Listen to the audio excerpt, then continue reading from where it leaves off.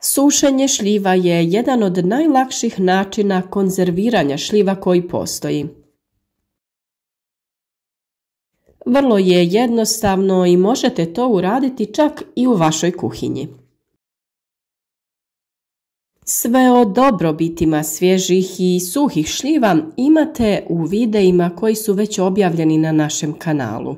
Pa ukoliko želite da iskoristite dobrobiti ovoga voća, poslušajte kako one djeluju na naš organizam. Nakon što smo objavili videe o dobrobitima ovog voća, mnogi su poželjeli iskoristiti dobrobiti koje upravo sušene šljive pružaju našem tijelu, pa je naravno i bilo dosta komentara i upita vezano za sušenje šljiva. Pa baš u današnjem videu ćemo govoriti o sušenju šljiva, kako ih sačuvati i imati duži vremenski period. Ukoliko vas zanima vrtlarenje i uzgoj vlastitog voća i povrća, te prerada i način čuvanja voća i povrća duže vrijeme, kao naravno i informacije o dobrobitima koje oni imaju za naše zdravlje, pozivamo vas da zapratite naš kanal i družite se s nama. Praćenje našeg kanala je potpuno besplatno i jednostavnim klikom na subscribe postati ćete dio naše vrijedne zajednice, a ukoliko kliknete i na zvonce pored, dobivati ćete i obavijesti o svakom novom videu. Šljive će uskoro biti spremne za berbu, naravno to ipak ovisi o mjestu gdje se nalazite, a ukoliko imate vlastite šljive ili imate priliku da nabavite one domaće, onda je šteta da ih ne iskoristite.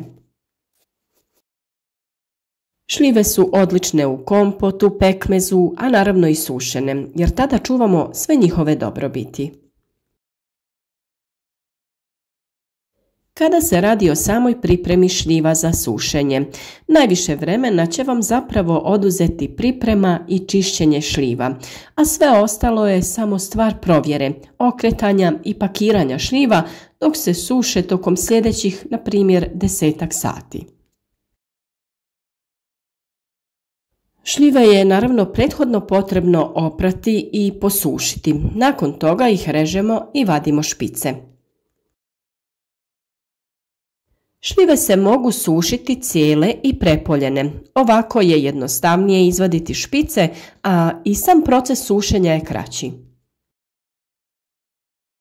Naravno, postoji više načina kako dobiti suhe šljive, prirodni i umjetni. Mi smo danas odabrali da naše šljive sušimo u pećnici i zato ćemo vam pokazati cijeli proces. Korištenje pećnice popularan je, praktičan i vrlo jednostavan način sušenja šljiva. Pomoću malog noža, kao što ste vidjeli, prepolovite šljive i izvadite koštice. A kako biste ubrzali proces sušenja, šljive možete izrezati čak i na manje komade. Na onaj poznati crni pleh od pećnice stavite papir za pečenje i posložite polovice ili kriške šljiva. Između svake ostavite malo prostora. A također jedan vrlo jednostavan način jeste da polovice šljiva stavite na štapiće za ražnjiće.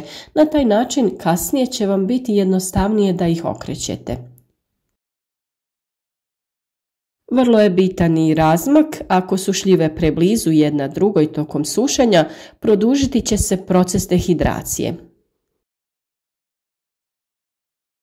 Šljive će također tokom procesa sušenja ispuštati puno soka, zbog čega je također dobra opcija stavljati šljive izravno na rešetku u pećnici, a na podnožje pećnice možete staviti pleh u koji će kapati sok.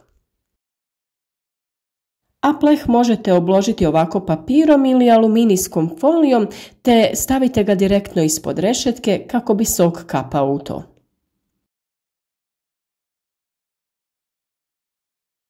Nakon što smo posložili sve naše šljive u pleh, vrijeme je da ih stavimo u pećnicu. Mi smo svoje šljive poredali na različite načine, to jest različite položaje kako bi vidjeli kako će se najbolje osušiti. A kada se radi o temperaturi, namjestite temperaturu pećnice na najnižu temperaturu.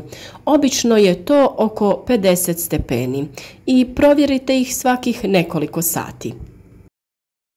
Naša pećnica također ima ventilator, pa smo mi koristili i tu opciju kako bi dobili bolji protok zraka. Vrata od pećnice svako toliko trebate otvoriti kako bi spriječili kondenzaciju vlage. Ukoliko se kasnije bude pojavljivala prevelika količina kapi, to jest kondenzacije, vrata pećnice ostavite blago otvorena. Ukoliko želite nešto novca uložiti u dehidrator, to je drugi način sušenja. Isti je postupak, nakon pranja šljive narežete na polovice i uklonite koštice. Stavite te polovice šljiva okrenute prema dolje na pladanj dehidratora, u jednom sloju, bez da se dodiruju.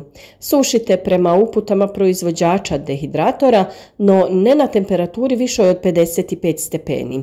Ovisno o veličini šljiva, počnite ih provjeravati za 4 do 6 sati, okrećući i premještajući pladnjeve po potrebi.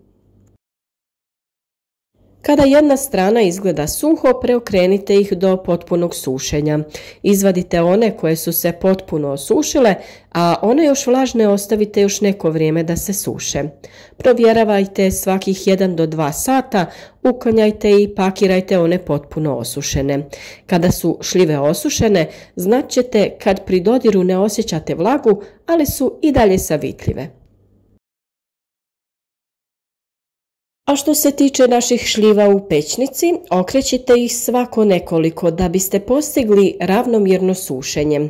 Ako želite da šljive imaju taman i naboran izgled, a iznutra da i dalje budu pomalo sočne i mekane, izvadite ih nešto ranije. No ako želite da vaše šljive budu potpuno suhe, držite ih u pećnici nešto duže. Vrijeme sušenja ovisiti će o veličini šljiva i razini suhoće koju želite postići, te naravno količini soka koje šljive imaju prije nego što ih stavite u pećnicu. Važno je redovito provjeravati stanje. Šljive je potrebno izvaditi iz pećnice čim pokažu razinu suhoće koja se vama sviđa. Možda ćete neke šljive trebati izvaditi ranije od ostalih, međutim, sušenje šljiva u pećnici obično traje oko 8 sati. A naravno tu je još jedna metoda sušenja šljiva, a to je na suncu. Ako koristite ovu metodu, možda će vam trebati više vremena da osušite šljive od sušenja u dehidratoru ili u pećnici. Međutim, sušenje šljiva na suncu je jednostavno i jeftino. Odaberite zrele šljive na kojima nema modrica ili oštećenja. Uzmite nekoliko rešetki ili bilo koji žičani pladanj koji omogućuje slobodno strujanje zraka oko šljiva. A najjednostavnije je da sami napravite drveni okvir sa nekom žicom ili sličnim materijalom na kojem ćete sušiti šljive. Postupak je jednak kao i kod ostala dva primjera, operete, osušite šljive, izvadite koštice te poredate sa jednakim razmakom. Te preko šljiva možete staviti laganu gazu kako biste ih zaštitili od kukaca dok se suše. Stavite rešetke na toplo i suho mjesto sa izravnom sunčevom svjetlosti koje dopire do šljiva. Vlažnost zraka mora biti niža od 60%, a lagan vjetar pomoći će ubrzati postupak sušenja. Svako toliko okrećite polovice šljiva kako bi se svaka strana lijepo osušila, a rešetke unesete svaku večer unutra te ih ujutro ponovno izvadite. Šljive će vjerovatno biti osušene nakon neka 4 dana. Trebaju izgledati naborane i pomalo kožaste, ali ne tvrde. Ako prerežete polovice, u plodu ne bi trebalo biti vlage. A u sva 3 slučaja, nakon što su se šljive osušile, napravite postupak kondicioniranja, to jest stavite ih u staklenke na 7 dana te protresite staklenku jednom dnevno. Ako na stjenkama staklenke primijetite vlagu, to znači da šljive je potrebno još sušiti. A ako je staklenka potpuno suha, šljive možete spremiti u vrećice za zamrzavanje i skladištiti na sobnoj temperaturi u vašem kuhinskom ormariću ili ih također možete zamrznuti. A ukoliko primijetite kondenzaciju na staklenkama, ali vam odgovara tekstura i okus šljiva i ne želite ih dodatno sušiti, takve šljive ne možete skladištiti na duže vrijeme na sobnoj temperaturi. Ono što je potrebno jeste pojesti ih u roku od 7 dana ili ih zamrznuti.